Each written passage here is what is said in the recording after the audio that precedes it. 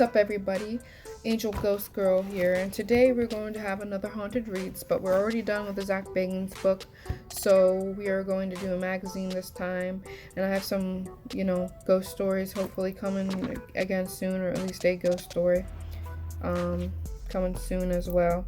But right now we're gonna read a magazine that I got from the grocery store. It's called Paranormal: Ghosts, Aliens, and the Unexplained Haunted Grounds, the Mystery of Bigfoot, Witches of Past and Present. And the book with the cover looks like this. So this is what I'm about ready to read. These are really cool finds. These ones have pictures and everything in that. So this first little page, the little thing in the corner says, throughout history, people have been fascinated with paranormal phenomenon, from ghosts to aliens to the occult. And this picture looks like this. Of a graveyard. Looks pretty cool. Can you get a close up? Bam! Right there. Just kidding. And this one's pretty cool too. Just like all the tarot cards. See that? I actually love these magazines because they show a lot of picture and just makes it really spooky and interesting to read. This one's another corner thing. I'm going to read this one too. Eva Carrier, a famed medium, I'm hoping I say that name right, in the early 1900s, was investigated for fraud by Sir Arthur Conan Doyle, and Houdini Doyle believed in her. Houdini didn't hear she is allegedly conjuring an apparition. So in this picture, apparently that's what she's doing, conjuring supposedly an apparition. Because she was accused of fraud, but I don't know how much of that is really true, but okay. Ghosts and spirits. Since ancient times, tales of spirits who return from the afterlife to terrorize the living have figured prominently in the folklore of many cultures around the world. Do the spirits of the dead really walk among us, as they do in countless stories from across history? I don't know this picture. This is pretty cool, pretty spooky.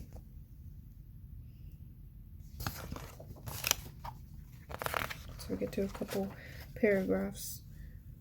The English word ghost, meaning the spirit of a person who has died, is derived from a Germanic word through the concept a dead person's soul or spirit returning to the world of the living has existed for millennia and appears in cultures all around the globe. Amazingly, despite geographic distance and religious differences, ghost lore in most cultures is quite similar. Most beliefs center around ghosts haunting the living in order to settle the deceased's unfinished business or to exact vengeance. In addition, in many cultures, the failure to properly bury a corpse risks angering the dead person's spirit, who might return to haunt the living.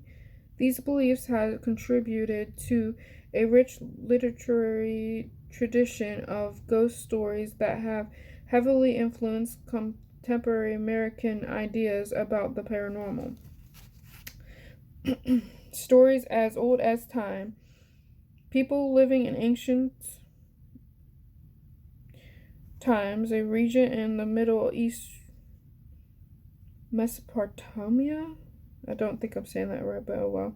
A region in the Middle East consisting of parts of modern-day Kuwait, Turkey, Iraq, and Syria, and one of the earliest cradles of civilization, believed that upon death, humans moved on to Oracalia, an underground cavern where the spirits of the dead exist for all eternity. These spirits, known as Giddim, expected their living relatives to periodically offer sacrifices of food and drink to ease their suffering. There was nothing to eat or drink in Orkelia but dust. Living people who failed to make these offerings risked angering the Giddim, who might then retaliate by cursing the living with illness or bad luck. Ancient Egyptians believed that human souls were made up of 5 elements, 2 of which Ba, personality and symbolized by a bird with a human head, and Kaya, spirit of life force, joined at the time of death to become Ak, a spirit that was sometimes granted the ability to temporarily assume physical form and return to the world of the living. Usually, Ak came back to avenge some wrong committed against the deceased. So there is a picture of that, but it's not really. I'm just gonna do it real quick because I can't really show it. Shouldn't probably show that on here. Bam. Okay, that's it. So you get to see because it's not appropriate. Just saying. So that's supposed to be a known picture of the Ergrin was the goddess who presided over the Mesopotamian underworld, unknown as Irkala, the winged figure shown in this clay relief from the 1800 BCE is believed by many to depict the ancient goddess who ruled the spirits of the dead. So committed against the deceased person, such as a failure to perform the proper burial rites, and the haunted person would have to beg the egg for forgiveness. The ancient Greeks believed that when someone died, his or her soul, which mirrored the person's physical appearance at the time of death, emerged from the body and began the journey to the underworld. Like Urkela, the realm of the afterlife, sometimes called Hades after the Greek god of the dead, was usually depicted as a dark underground place. Here the souls of the dead simply exist for eternity, though in rare instances the living could communicate with the souls of the dead.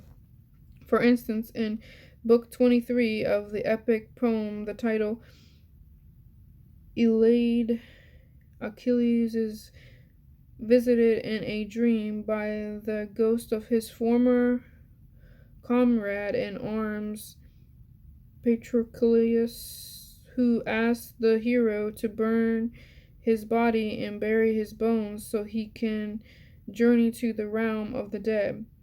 A similar event takes place in Book 11 of Homer's Odyssey. Here the hero Odysseus is able to summon the spirits of the dead by offering sacrifices.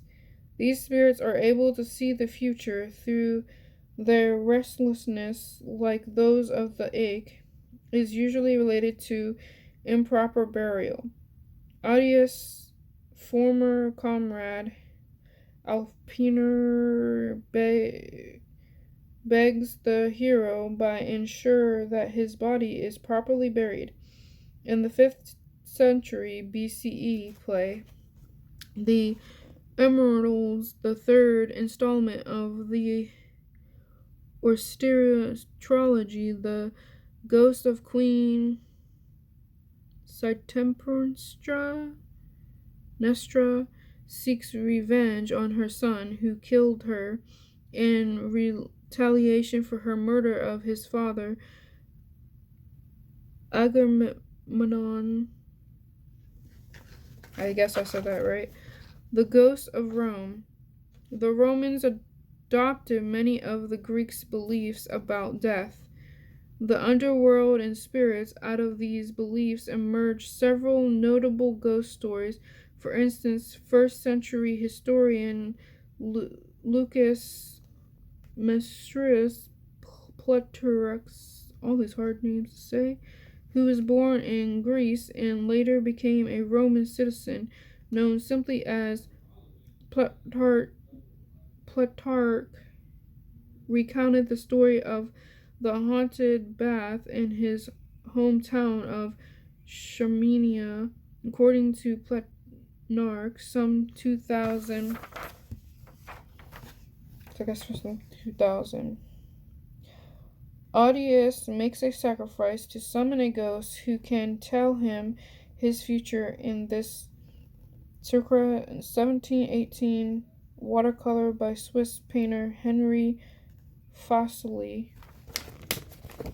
So there's a painting of, I guess, Audius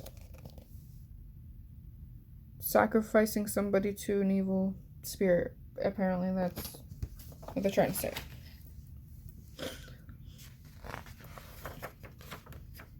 So if you like things like this and you would like to see more, then let me know, and we'll just read this little corner here too. People offering food and money in a sacrificial fire to appease spirits at a hungry ghost festival in Shah Alam.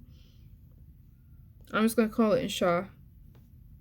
Opposite a circa 1900 description of the ghost visiting Entherdarius, telling him where to look for its bones. Some of the stuff, I swear, is not in English.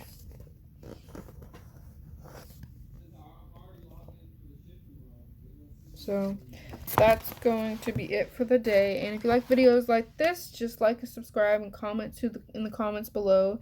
And until next time, everybody, it's been a haunted good one. Toodles.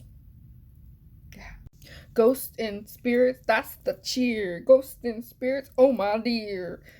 Yeah, I don't know if I'm gonna put that. I probably shouldn't put that in there. Oh my god. People will think I'm crazy nuts. Oh wow. That's all, folks.